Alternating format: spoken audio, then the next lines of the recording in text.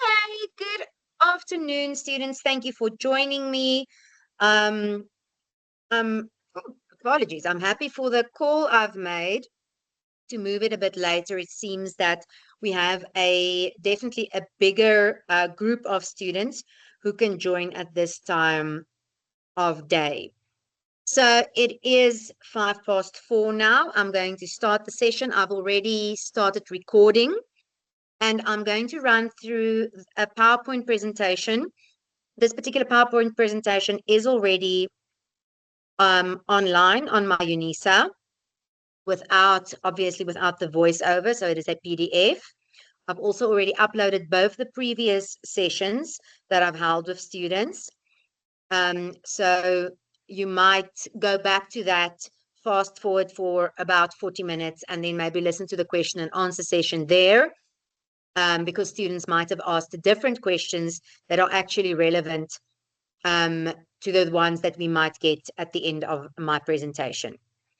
So let's start. Just a note, while I am presenting, I won't be able to see any hands. I won't be able to allow anyone to join from the foyer. I won't be able to see any questions. So please just bear with me until the end of the presentation. Okay, so you see there, your exam portfolio is due on the 2nd of June at 11 o'clock at night, total of 100 marks. There are 8 questions that you need to complete. So, yes, so what we are going to do today then is very briefly look at the Rwanda scenario, look at a question by question breakdown. We will look at the key theories and readings and how you can apply them analytically. We will look at the mark allocation strategy. I will also discuss the academic integrity and AI. And then also we will look at what the examiners are looking for in terms of that, and then some top tips for success. So you have all by now hopefully worked through the scenario that I've provided for you for the exam portfolio. And you've also hopefully worked through Learning Unit 5 and Learning Unit 7, as well as the prescribed readings. So obviously the scenario covers many different contexts. So the key details from the scenario is the historical context, which looks at the genocide, government strategy. The Rwandan government strategy is obviously a government-driven approach. The flagship projects, it looks at tech and innovation, like the Kigali Innovation City, the Kigali Convention Center, drone medical delivery, tourism, the contested reputation that we see, the country's digital strategy, the flow of people, but then also the DRC involvement and gender achievements. Every question, it's very important that every question must reference specific details from the Rwanda scenario. If you give me generic answers that can apply to any country, you will not earn full marks for the questions. And then, as I've mentioned, Learning Unit 5 and Learning Unit 7 are the main learning units, or the 2 learning units that you will focus on. I have uploaded in-depth discussions or recordings of Learning Unit 5 and Learning Unit 7. They are on my UNISA. Okay, so the mark allocation, where does your marks lie? Your introduction and your conclusion is 2.5 marks. Then you have your question 2, which is international marketing, for 20 marks, country reputation, public diplomacy and branding, digital communication, flow of people, critical reflection, and then also your technical presentation, which is not indicated here. Okay, so let's then start looking at the nitty-gritty. So a preparation for basically each of the 2 sections. Question 1 and question 2, for 2.5 marks each. These are easy 2.5 marks to get. So yes, while it seems small, for the introduction in particular, it sets the intellectual tone for your entire portfolio. And a strong introduction will signal to me that you understand Rwanda as a communication case and not just as a political case or a tourism case. So strong introduction will do that. It will contextualize Rwanda within international communication scholarship. You will identify two key theoretical themes that you will address in your answer. For example, the relationship between place branding and country reputation, or the role of public diplomacy and media in shaping national reputation, or the contested digital information environment. You will also provide a clear roadmap. So very briefly explain, these are the sort of main topics of each of the questions that you are going to answer. You need to engage at least one prescribed reading and one concept from Learning Unit 7, because this will signal your theoretical grounding. And then you can also, and this is an additional, it's not necessary, you can signal a central tension. And this can be sort of between Rwanda's sophisticated communication strategy and the contested socio-political realities that underlie it. And you will see that that particular tension actually underlies the whole exam portfolio. Each question in a way touches on that. And then the conclusion should not just be a repetition of your introduction, and it shouldn't just list the questions. While it must provide a bit of an echo, what is important here is that you synthesize. So you will reflect on Rwanda's broader significance for international communication scholarship. You will identify one specific intellectually substantive unresolved question. You will avoid making vague comments like more research is needed. Please name a genuine paradox that you have picked up, and then show that your paper hangs together as a coherent analytical argument. Question 2, this is for 20 marks. So obviously this is one of the highest mark allocations in the exam portfolio. This one has 3 parts. So the first part deals with 3 environmental or uncontrollable factors that you must decide on from Learning Units 5. We will be allocating 3 marks per factor. So Learning Unit 5 obviously discusses 6 environmental factors that affect how organizations market themselves internationally. You are going to identify 3, apply each to Rwanda specifically, and then provide concrete evidence from the scenario. If you don't have an application, you will get 0 for your particular factor. So there are 6 factors: culture, language, political system, legal system, infrastructure, economic system. Some of them might be more relevant to the Rwanda case than others, but you can find examples from the Rwanda scenario for each of these 6. So there's not one of these that are not relevant.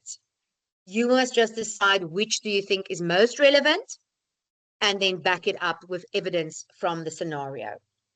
Okay. Then part 2 of question 2 looks at Furudi, and it looks at place branding, image, and reputation.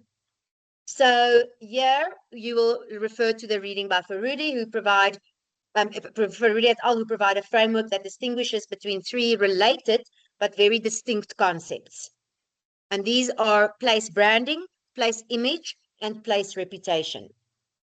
A very, very good answer here that will get 9 marks will integrate all of these as an interrelated framework and not treat them as 3 isolated definitions. So place branding is the very deliberate, orchestrated effort to project a specific identity. For example, Rwanda's place branding is state-managed and it's very comprehensive.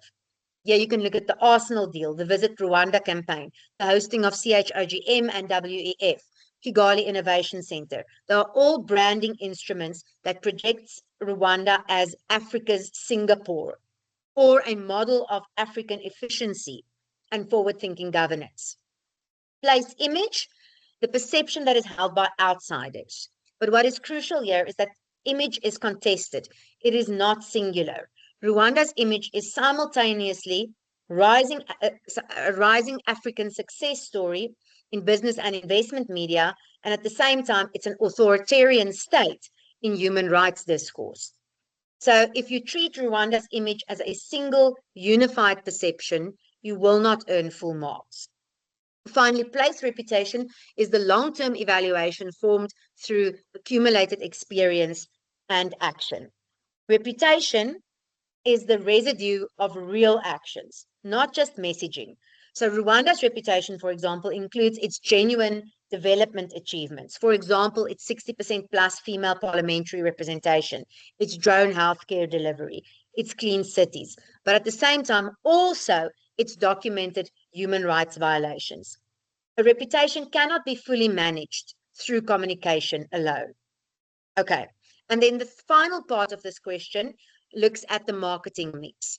Here, you only have to identify one element of the marketing mix. Now, the marketing mix is the 4 Ps: promotion, place, product, and price. You can select any of the 4 Ps, and we will award marks for the quality of your justification. And you will once again draw here on both Learning Unit 5 content and the Rwanda scenario. And all 5 of these Ps can be related to the Rwanda scenario. I can say now that promotion is the one that I foresee most students picking because, for example, the Arsenal deal, the Visit Rwanda social media, the influencer partnerships, the conference events, they are all promotional instruments in Learning Unit 5's integrated marketing communication framework. But you cannot just engage with that IMC theory framework. You have to provide me specific scenario evidence. We move to question 3, which deals with country reputation. Once again, it is a 3-parter. For part A, we are looking at definitions and dimensions. And this is taken from Hitz and al. So Hitz, Schweiger, and Gable provide a contemporary measurable framework for country reputation. The key concepts here is that country reputation is measurable, dynamic, and multidimensional. So it's not a simple positive or a negative assessment. Reputation is distinct from image. Image is a snapshot of current perception. Reputation is a longer-term evaluative judgment formed through accumulated experience, knowledge, and information. So Hitz and al then also identify multiple dimensions of reputation, and these can all be applied to Rwanda: governance, people, culture, exports, and institutions. Part B deals with reputation as both constructed and contested. This part B is the analytical core of question 3. Here you need to engage with this tension between Rwanda's development achievements and its human rights criticism. So it's constructed. Rwanda's development achievements are real actions that build genuine reputational capital. It's not just messaging. But then it's also contested. The Human Rights Watch, Amnesty International, and critical media coverage of DRC constitute legitimate reputational inputs.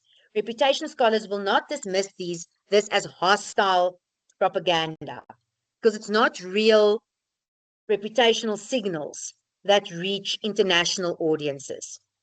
Then reputation management limits. This is where you are leveraging global events and digital media to reframe the narrative, and it's a conscious reputation management exercise, but it cannot fully neutralize the credible negative reputational inputs. And strong answers here will actually show this limitation. And finally, we also look at this idea of the dual reputation. Rwanda's reputation is positive in business and tourism, but it's deeply contested in human rights and governance circuits.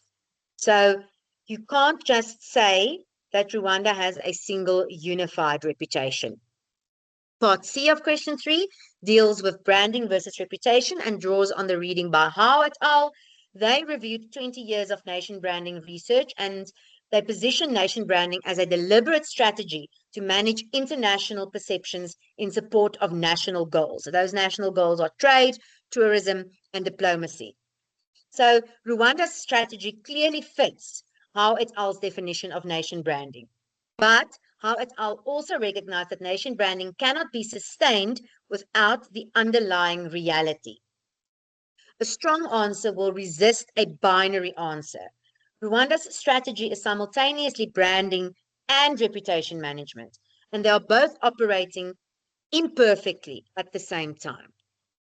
Question 4, once again, a very heavily weighted question, deals with public diplomacy, nation branding, and media. Once again, a three-parter. So, Learning Unit 7 defines diplomacy as a communication system for managing interstate relations, and it introduces several forms that are relevant to Rwanda. The 4 forms are formal diplomacy, public diplomacy, cultural diplomacy, and media diplomacy. So you will relate those to the scenario, and then you will also talk to the idea or the concept of soft power, as it is discussed by Hayden in Learning Unit 7. So the soft power refers to this idea of that using attractive narratives over coercion. And there's an irony here. Soft power assumes consensual attraction, but it is complicated by domestic repression. Rwanda's strategy is fundamentally a soft power exercise. Rwanda uses culture, institutions, and attractive narratives rather than coercion or military force. So keep that in mind. Part B engages with Rasmussen and Marklison, and it looks at nation branding as the new PR of states. The core claim made by Rasmussen and Markelson is that nation branding has become the dominant mode through which states manage their international communicative presence. And it's equivalent to what public relations does for corporations. Rwanda both confirms and complicates this claim. It confirms the claim because the government has professionalized its international communication. It's appointed dedicated tourism and investment promotion boards. It has pursued high-profile partnerships like Arsenal. It's managed a carefully curated visual and narrative identity across digital platforms, and it has leveraged international events as PR opportunities. But it complicates the claim as well, because if nation branding is the new PR of states, it shares PR's fundamental vulnerability. PR cannot indefinitely substitute for organizational reality. When the underlying reality, like the human rights violations, like the DRC military involvement, contradicts the message, which is Rwanda as a model of good governance, the credibility crisis becomes increasingly likely. So no amount of PR investment can permanently neutralize credible negative facts on the ground. So here, a strong answer will evaluate this idea very critically. So you will not just agree or disagree, you will interrogate. The final section here, part C, deals with news media and country reputation and engages the reading of Jane and Vinner. They argue that international news media are among the most powerful shapers of a country's reputation, independent of what governments communicate officially. And here you can look at Rwanda's dual media environment, positive coverage in investment and tourism media, but the critical coverage in human rights and international news media. You will also look at the concept of agenda setting and framing. Learning Unit 7's agenda setting and framing analysis applies directly here. Different media outlets frame Rwanda differently, depending on their editorial interest and their sourcing practices. The same event, for example, CHIGM, can be framed as a diplomatic triumph by investment media and as a sports washing exercise by human rights media. So reputation is once again not just singular, it's plural across media ecosystems. Finally, or not finally, sorry, question 5 and question 6, they are both for 10 marks. Question 5 engages SAO's reading and it deals with digital communication and online reputation. There are 3 required elements here. You need to look at digital platforms as instruments for 4 marks. And this is Visit Rwanda, Visit Rwanda Instagram and YouTube, the government X accounts, Arsenal partnership, and the Kigali Innovation Center. Element 2 is critical content and the contested digital environment. Here we look at the Human Rights Watch, Amnesty International, and investigative journalists who publish critical content that circulates via social media and search engines. The key insight to make here is that governments in the digital age cannot monopolize information. And they could have done that previously in the era of traditional public diplomacy. The same technologies that enable Rwanda to communicate directly with foreign publics also enable critics. And the third element here is SAO, the concept of digital versus traditional public diplomacy. SAIO argues that digital communication has transformed public diplomacy by enabling direct government to public communication across borders. Rwanda's digital strategy exemplifies this.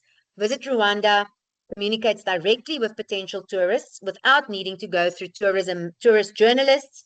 The government communicates with foreign publics via X without needing to go through foreign governments. But SAIO also recognizes that the same technologies enable critics and counter narratives. Question 6 deals with the flow of people. And here you are going to address 2 of the 3 dimensions. And we will allocate up to 5 marks per dimension. We require here engagement with the theoretical content from Learning Unit 7 and not just descriptions of Rwanda. So dimension 1 is tourism, dimension 2 is conference and event tourism, dimension 3 is academic, cultural, and sports exchanges. So as I've mentioned, you will choose any 3 of those.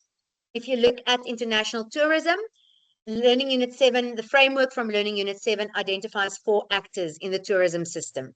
And it's the tourist, the host, the travel industry, and governments.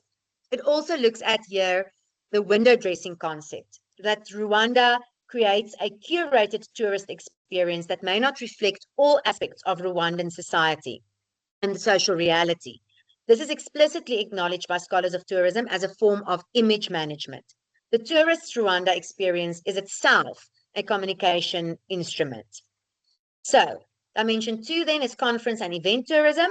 Learning Unit 7 says that conferences create forums for exchange, simultaneously focus global media attention on the host country. So each conference is a communication event. It generates media coverage, it generates business relationships, and at the same time, it also generates diplomatic capital. The final dimension there is academic, cultural, and sports exchanges. Here, once again, you can look at the concept of soft power as introduced by Hayden, where cultural exchanges build mutual understanding and it generates favorable associations over time. Rwanda's positioning in global sport creates a soft power dividend that extends beyond mere tourism. And then you can also here look at the Arsenal partnership and you can also look at academic exchanges. So, sorry, students, I'm constantly hearing people wanting me to allow them to the from the lobby. If maybe one of you can just type there that we are currently busy with the PowerPoint presentation and I can't accept students into it now, but I will allow them into the class as soon as I'm done with this presentation. I will really appreciate that. Sorry about that. Okay, so question 7 is the critical reflection. Here we've given you a claim. Rwanda's international reputation is primarily the product of a sophisticated communication strategy rather than the outcome of genuine socio-political transformation. In the long run, reputation is built on branding. In the long run, reputation that is built on branding cannot be sustained without the underlying reality. So this is the highest order question in the sense that we require the most thinking, original thinking here. And marks will be awarded here for the quality of your argument and not for reaching a particular conclusion. There are no right or wrong answers for question 7. You can agree, you can disagree, or you can offer a nuanced position. But what matters here is that you take a clear, defensible analytical position, that you draw on at least 2 prescribed readings, and that you engage at least 1 concept from Learning Unit 5 or Learning Unit 7. You must use specific Rwanda scenario evidence to ground your argument, and you must demonstrate the ability to hold competing ideas in productive tension. So you can see there that I've indicated that you are most likely to earn 9 to 10 marks here if you take a nuanced position. At the same time, if you decide to rather just agree or disagree, and you can provide me with enough evidence, you can still also get 9 to 10 marks. So don't just take the nuanced position because you think, oh, okay, that will give me more marks for that. You must interpret that claim as you see fit. And then provide me with evidence, provide me with the relevant backup from the readings, give me the related concepts. And there is basically different readings that can relate to the different viewpoints that you can take. So for the agree with the claim, you can refer to Howe, Hitz, Rasmussen, and Marklison. And here you can say that when the underlying reality contradicts the message, a crisis is inevitable. If you disagree with the claim, you can look at Ferrudi, who says place reputation is built through actions over time. The nuanced position, you're saying the claim is partially true and partially false. So you're holding it in a productive tension. The key question here is whose assessment of Rwanda's reality counts? There isn't necessarily a single empirical answer here. Okay, so now we move on to how you can use your prescribed readings from an analytical perspective. So the 6 prescribed readings are not to be summarized or cited in isolation. They are your analytical tools, and you have to use them to make your arguments. And we are going to reward students who integrate the sources in ways that are not explicitly anticipated. And this means going beyond the expected applications. You are third-year students. We are expecting very highly intelligent arguments from you at this point in time. So Ferrudi et al. Is used in question 2. The core argument there looks at place branding, image, and reputation framework. The key contribution is that it distinguishes between place branding, place image, and place reputation, and that these are the three, that these three operate over different time horizons and that they require different management instruments. Howe et al. Is used in question 3.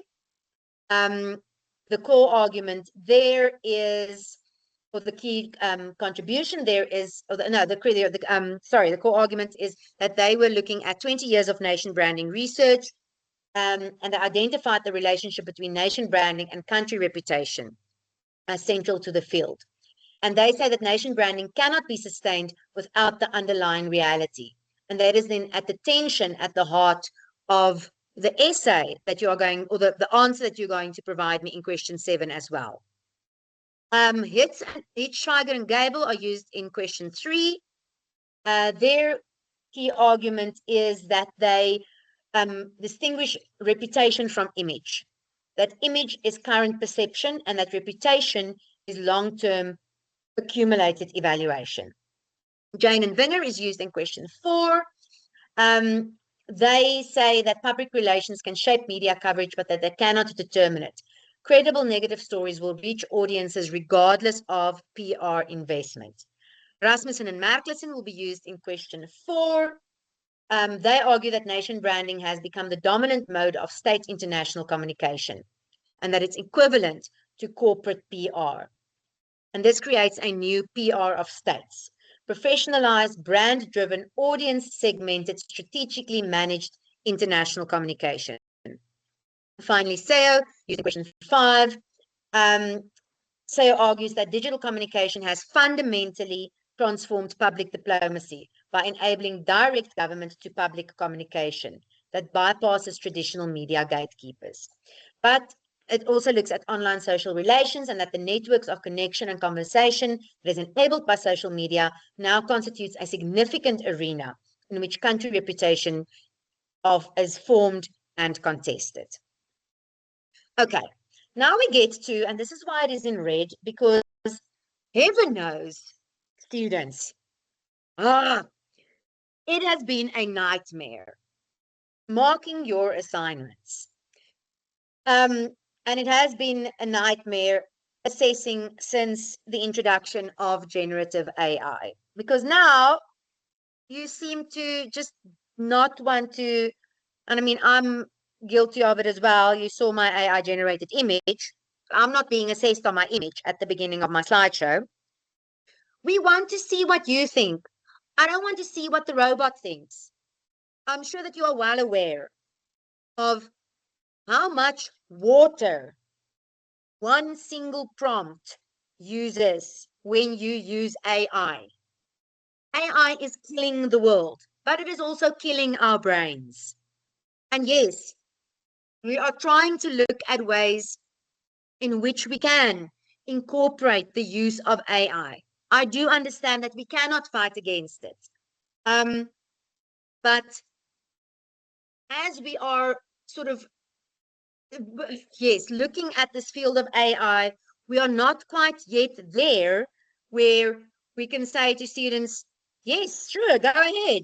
Please upload the assignment portfolio, the exam portfolio, upload your readings. Please, I would love to know what ChatGPT is going to give me. Because students, you are studying, not ChatGPT. We are once again putting your assignments through Turnitin.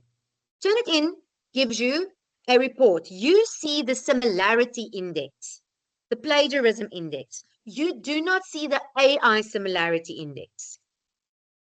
So the plagiarism index might be 30%. The AI similarity index is not the same. That's going to be much higher if you gave Claude, Perplexity, etc., the portfolio and the readings and said, here you go, have fun. Because you must realize that if a student does it and a second student does it, obviously I'm going to get exactly the same answer.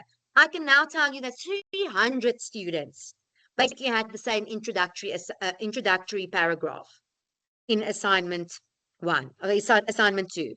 And that is why we were so strict and why we penalized you up to 40% of your mark.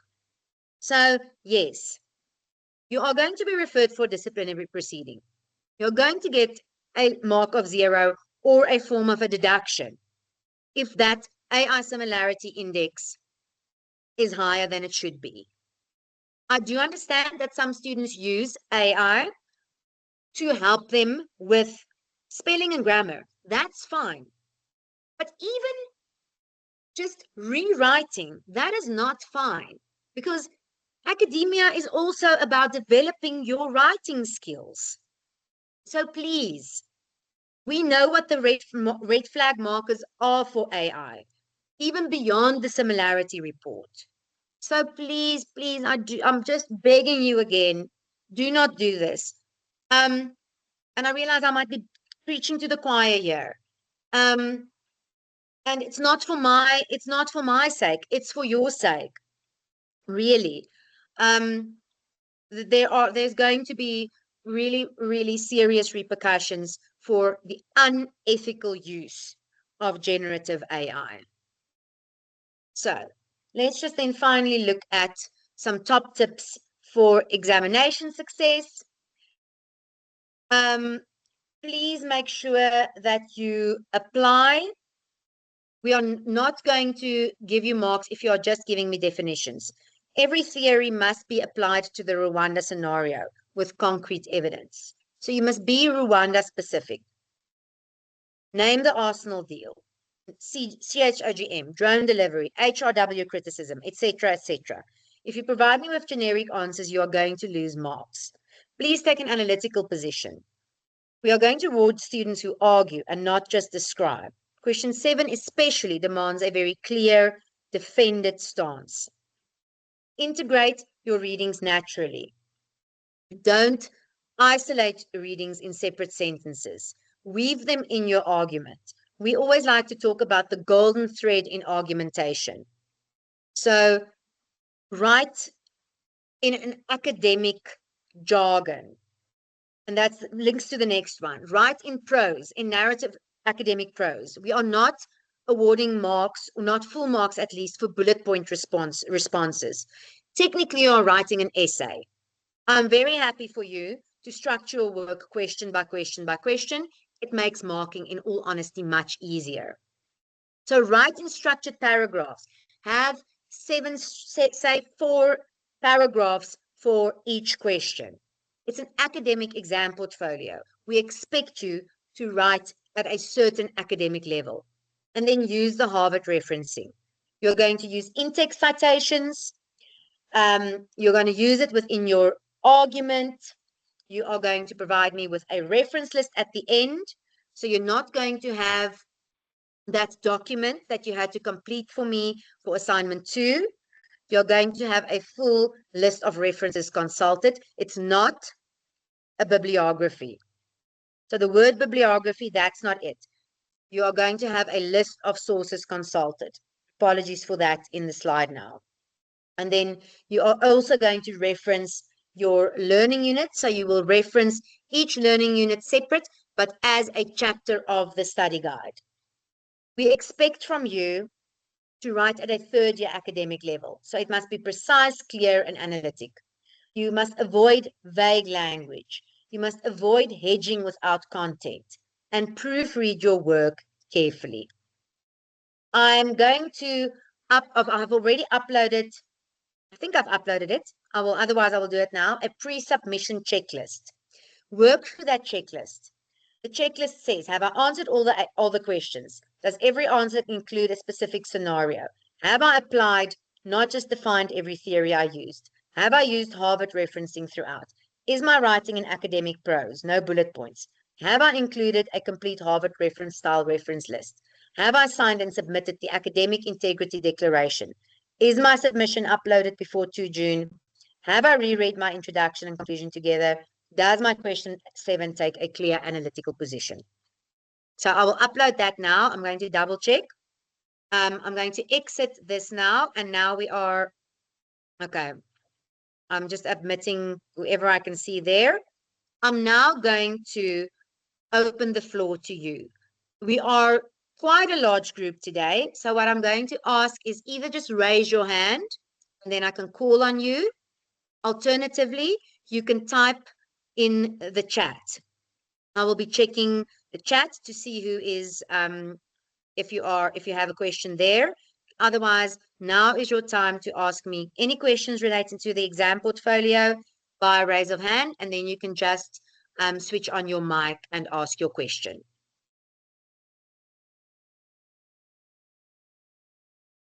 I see that we are having some typers, so I'm going to patiently wait for that. In the meantime, what I'll do is I will see if I can add that checklist for you. Yes, Francina, please go ahead. Good afternoon. How are you? Good afternoon. Fine, and yourself? I'm fine. I've realized that the referencing technique that you attach to the exam portfolio is not the same as the tutorial 301 that we've been using. How do we reference how do we reference it? Because we were using the 301. What referencing technique are you referring to now? There is this referencing technique. It starts with page 1. That is that you attached just below the reading, the recommended readings. Okay, I'm just going to check that again. It's about 34-page document, but we've been using the tutorial please use one. the Please use 301. Apologies about that. I will correct that. But no, you reference according to the 301. So yeah. No, there's no word count. Please write your hearts out. I always say rather write more than too little, because we can go find marks for you if there's actually something written there. So if you find the content engaging and you understand the content and you have lots to say, please write your hearts out. The marking team, we are ready for you. So we are excited to see what you bring up for us. Yeah, I think that's that. Yeah, I hope that answers your question. Okay, I see Sakekile, you are still typing. Are there any other questions at this moment?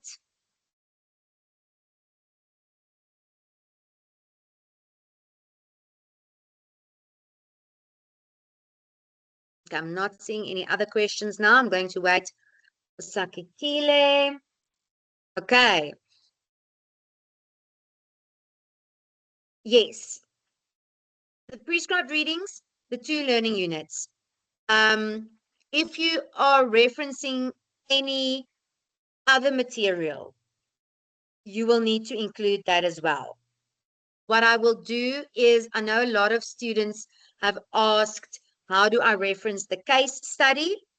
And I think for the sake of just to make it as simple as possible, the case study can be in text, just case study 2026. So you could say case study Rwanda. Let me just type it here for you. let's say Rwanda case study. And then I'm going to put this in the memo as well. So there will be how you can reference it in text. And then I will, as an announcement, just quickly put how you can reference the full reference for the list of references. There is a way that you can then reference University of Pretoria, University of South Africa, exam portfolio 2020, whatever. So I will just add that now as an announcement, because someone also asked me how do they reference the recordings of Learning Unit 6, Learning Unit 5 and Learning Unit 7. So I will add a very quick document for you on that. I will quickly type it up in Word, and after this class, I'll just upload that for you as an announcement as well. And then I will just look at that discrepancy in the referencing as well. The technical presentation is 10 marks, but we are looking there at, do you have a table of contents? Is it the correct AI declaration? That declaration you can find under additional resources. So it must be that one. It mustn't be the one from previous years. If you upload the one from previous years, you are going to lose 5 marks from technical presentation. If you don't tick the little boxes, if you don't answer those 5 questions on AIUs, you will lose 5 marks for technical presentation. So please complete the correct declaration. It's the, as I said, under additional resources. So we have a list that we tick off for technical presentation with relevant deductions there. And then, as I've mentioned, there will be deductions for unethical AI use as well. Are there any other questions at this moment?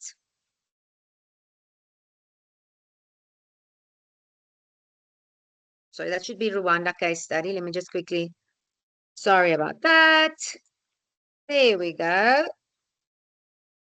Okay, Rwanda case study. I'm just deleting, let me just delete that. Okay, I'm seeing someone's typing again, so.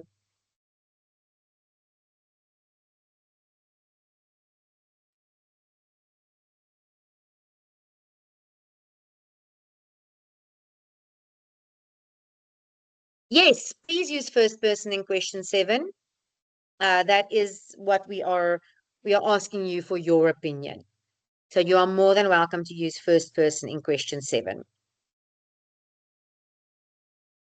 Are there any other questions?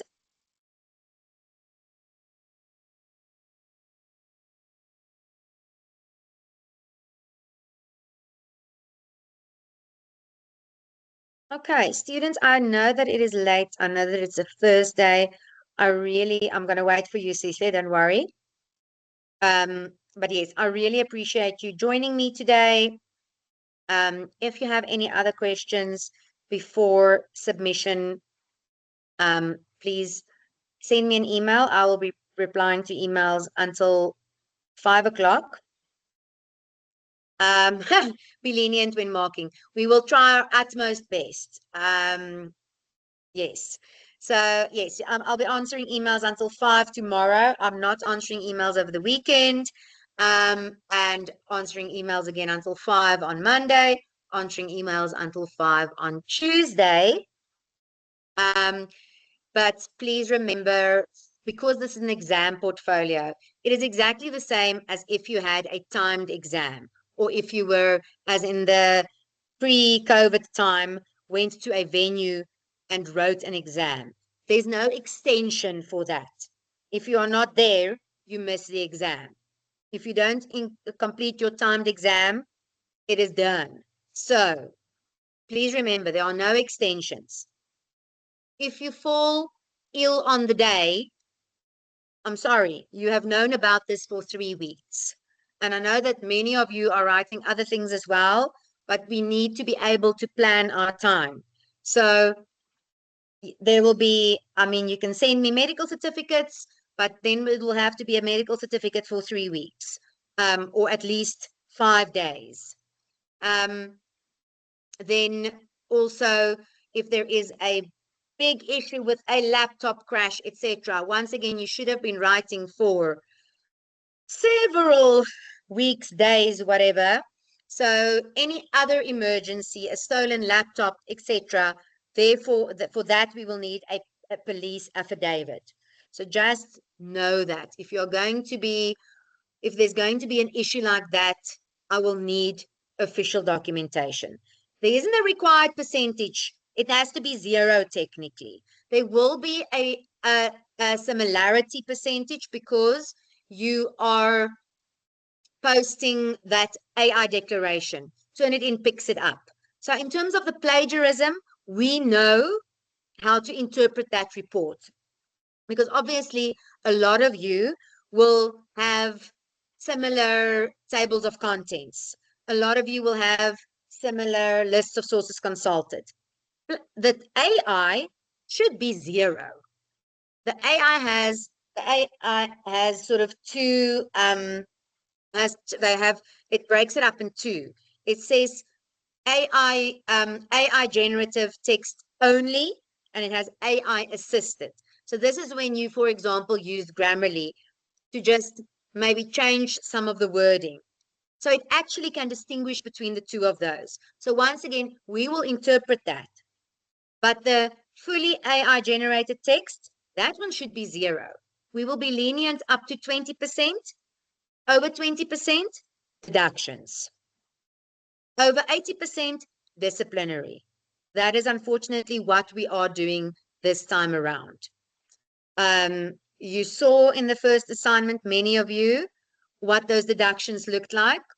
So that was a first warning, and that is why we are now taking the next step. Okay.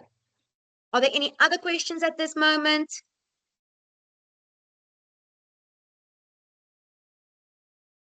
Okay. I'm not, oh, Francina, yes. In the meanwhile, I will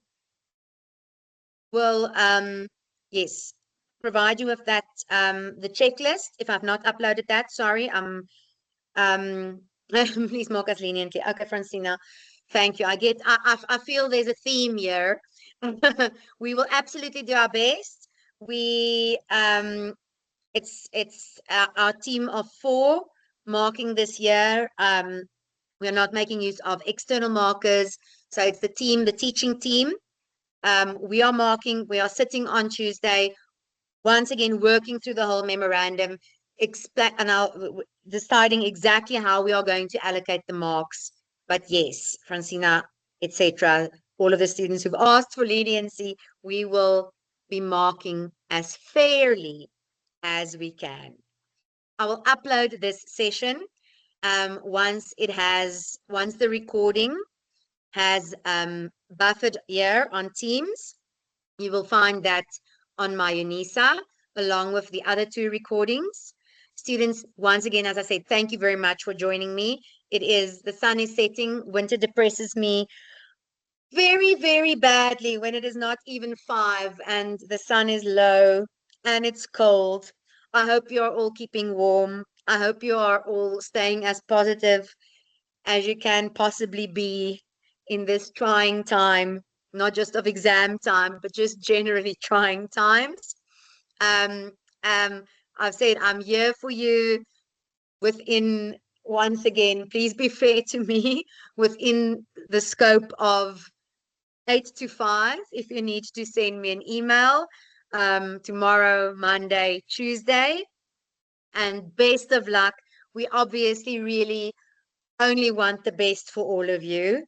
And we are looking forward to reading engaging and just like well articulated and interesting takes on this particular case study. I'm just going to wait for the final message over there, and then I will let you go. I'm sure quite a few of you have to go make dinner now. I don't even know what I'm going to make for me and my little one now. Might just be something ready-made. I'm feeling guilty. Okay, everyone, you don't need to hear me talk anymore. Have a lovely afternoon. Best of luck with the final few days of preparations, and also best of luck with the rest of your exams. I really, really hope it is going well, everyone. Thank you for joining me, and goodbye.